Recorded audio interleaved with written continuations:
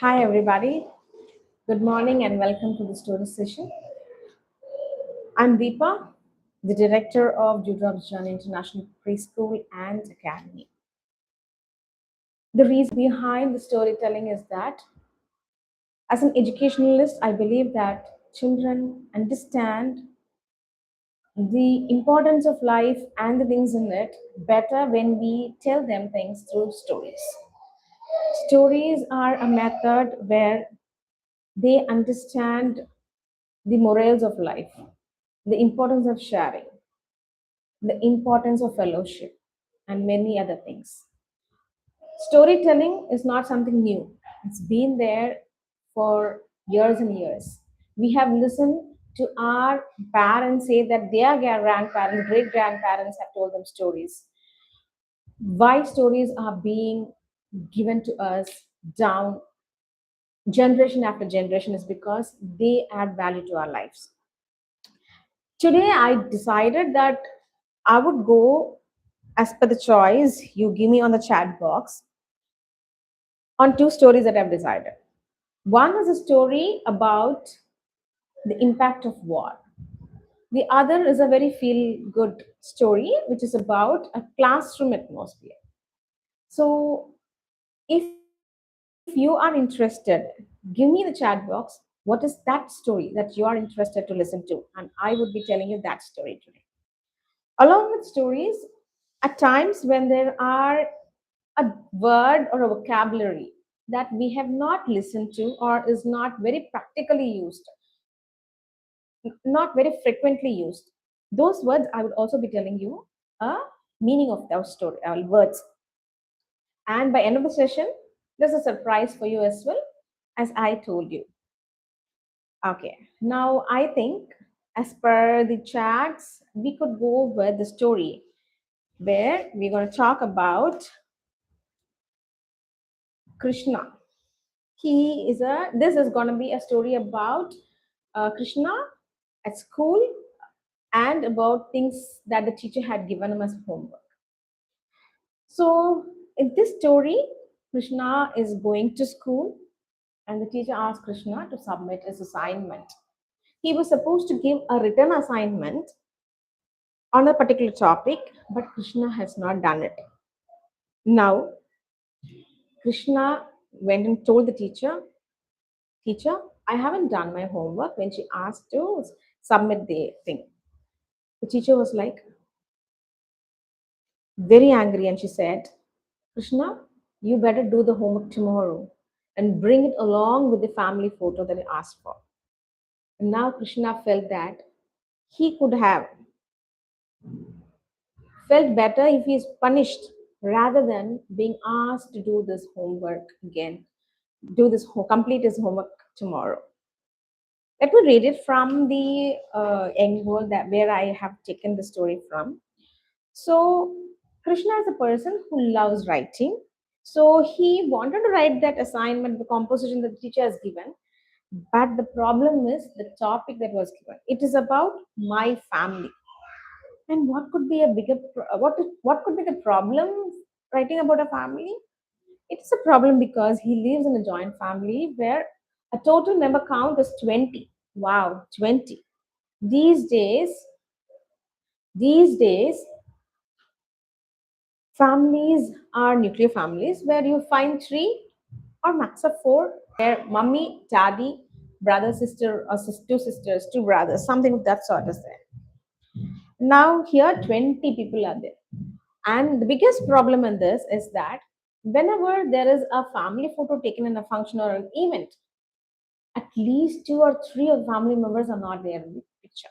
So bringing them together to take a picture is a bigger task, which Krishna felt overwhelmed. He couldn't. He felt that he is not able. He is not going to be able to do that. Now he felt it as an Herculean task. He went home. He started writing his composition. Since it is a family member of 20, it was a long composition. It took 3 hours to complete it. Once he is done writing the composition, he wanted someone to help with the photo. So he went to his grandmama and he said, Grandmama, I have a problem and I want you to help me solve it. Grandmama was like, come, come, beta, what happened? Tell me. And she was like, understanding what problem Krishna was undergoing. She said, don't worry, I will find a solution for you. Before tonight, you will have your photograph. Krishna was very happy.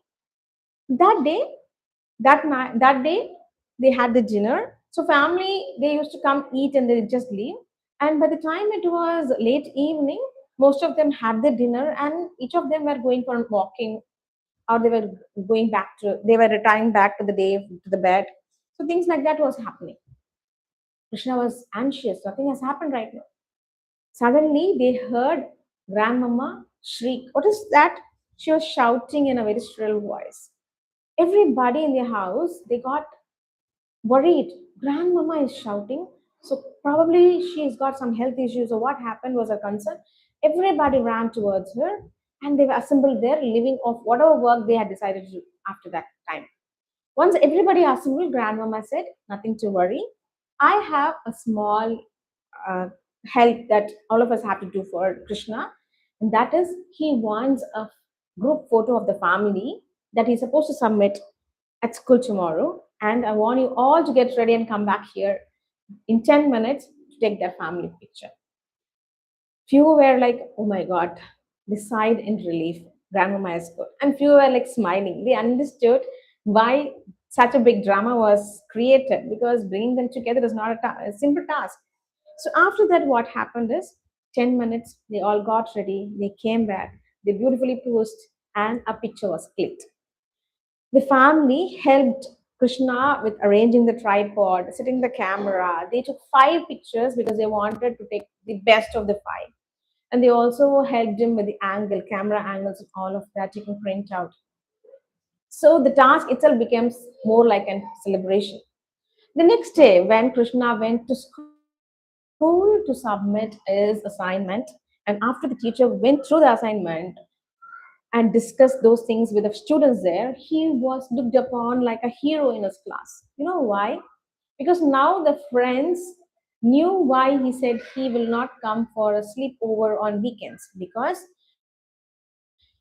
a family of 20, when they go plan an outing on weekend and they're going to go to a park or anywhere close by to a mall or or to a theater to see picture, all of it would feel like a celebration.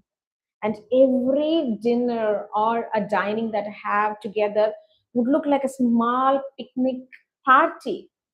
So it was always with lots of laughter, talks, and giggles.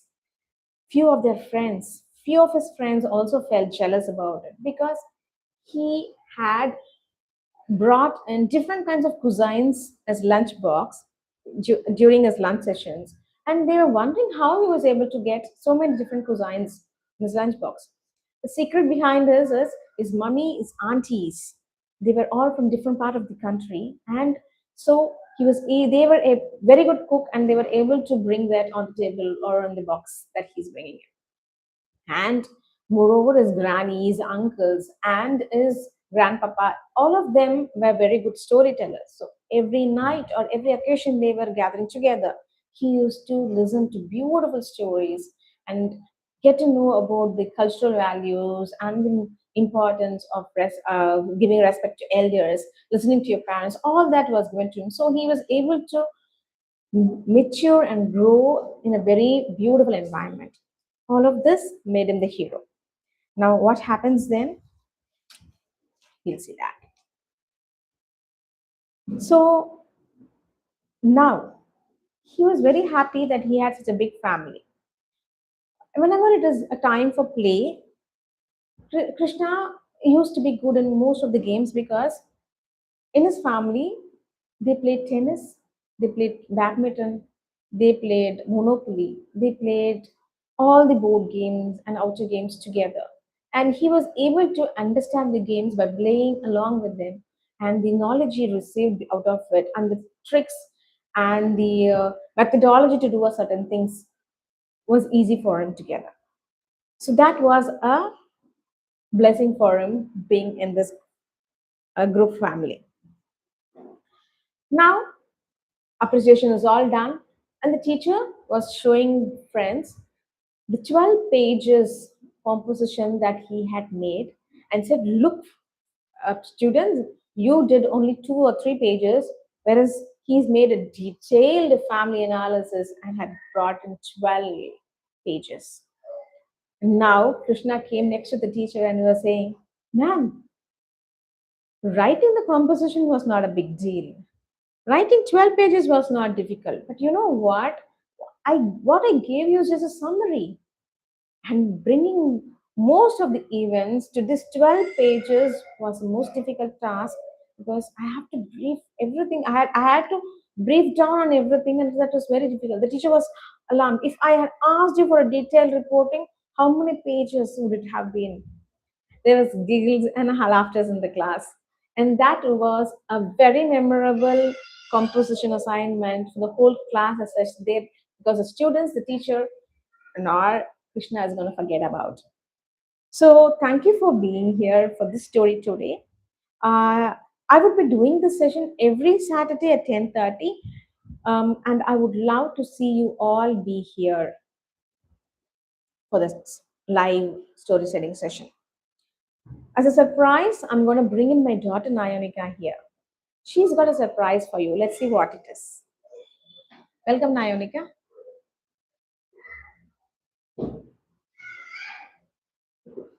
This is my daughter Nayonika.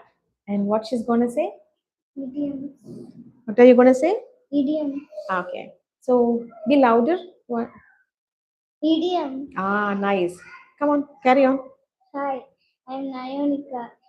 Today's idiom is it's raining cats and dogs. Does it mean it's raining cats and dogs? No, it means it's raining heavily. Thank you.